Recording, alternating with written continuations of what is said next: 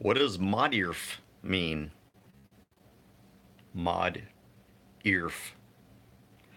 Hey, wanted to make a quick video here. Aren't they all quick? Right, Emily? They're all quick, right? Yeah. See, she's gonna harass me to make sure it stays quick. Because, you know, my quick 5-minute video means 10-minute videos. How's it going, Don? Rising Sun Media, what's up? So, obviously, everyone knows I agree virtually zero. Hey, Danny Boy, Bev, Wendy-O, with David Hogg and the March to Take Away Our Rights, or March for Our Lives guys, almost on everything. Completely disagree. But I'm also a realist, and I want to say kudos and kind of a little shout out because those kids came over after their rallies and actually talked to us, at least in Dallas and Houston, I think in San Antonio as well, and they probably will do so in El Paso today. Um, hey, Jose, David, Deadly Archer, Lucinda, but I think that takes to understand that we probably don't agree on anything at all, and to come over and speak to the other side about what the issues are is actually something that I have a lot of respect for, because I've been to a lot of these rallies, both pro-gun and anti-gun rallies, and there's a lot of on both sides. There's a lot of my videos are always mirrored because I'm using the front-facing camera. Uh, so that's why it's mirrored. Because I guess I don't know how to fix that in the settings. I'm sure there's a way somehow. Let's see. No, I don't know how to do that. But that's why my videos are mirrored. Um, oh, glad you like the song. I made that like 7 years ago or something like that.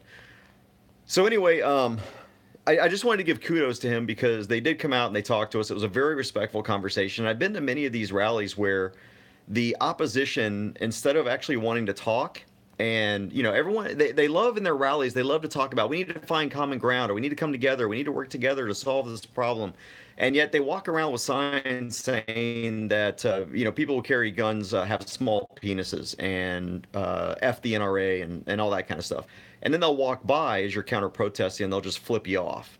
Now that does go for both sides. When there's an anti-gun rally or even a liberal rally, there are people on the conservative side that are just as obnoxious and stupid. And I realize you don't have to have respect for their positions, but we really need to kind of start respecting each other. And the fact that David Hogg and his crew, I like to make fun of David Hogg. Don't get me wrong, and I'm still going to make fun of David Hogg. I call him David Media Hogg, but he came over and had an engaging conversation.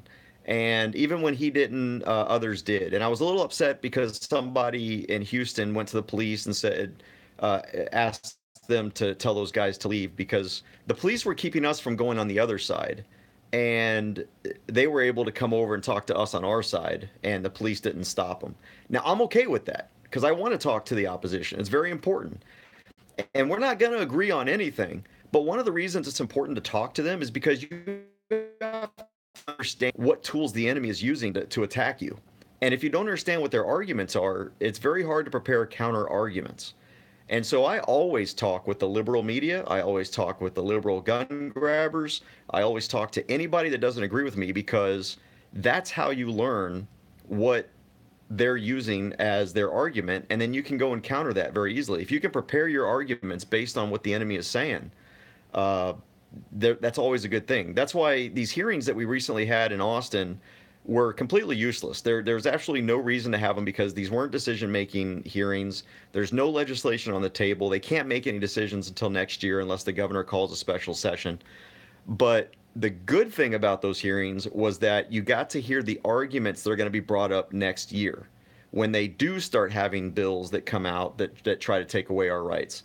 So it's important to listen, and you can't listen if you're not approachable.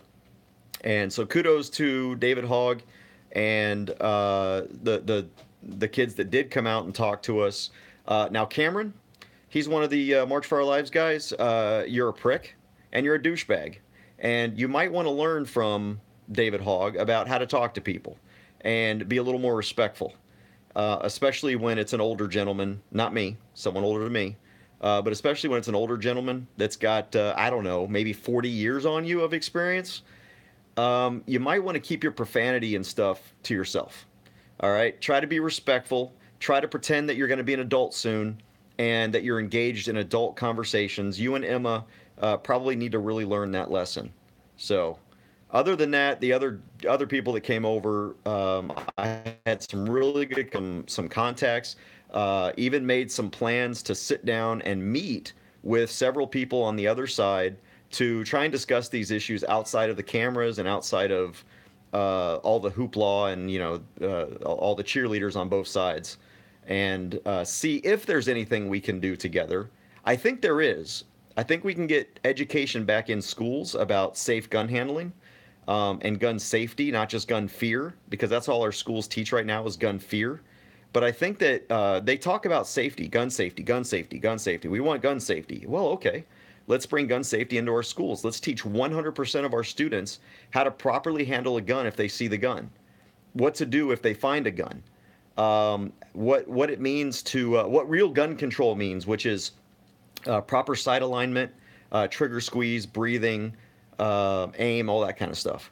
That's good gun control. Let's teach kids how to be responsible with guns instead of teaching them to fear guns. Because when you fear something and you don't understand something, then when you find it, you're not going to know what to do with it, and that's when injuries happen.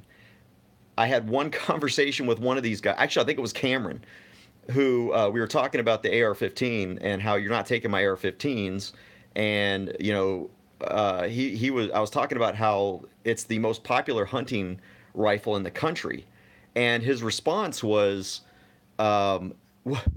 "What's what's left of the animal after you shoot it?" And I'm thinking, man, you're such an idiot. You're out here arguing against these firearms. You don't even know how they work. These kids actually think if you shoot an animal with an AR-15 that you're not going to have anything left but a bunch of blood and guts and hamburger meat that's not even usable.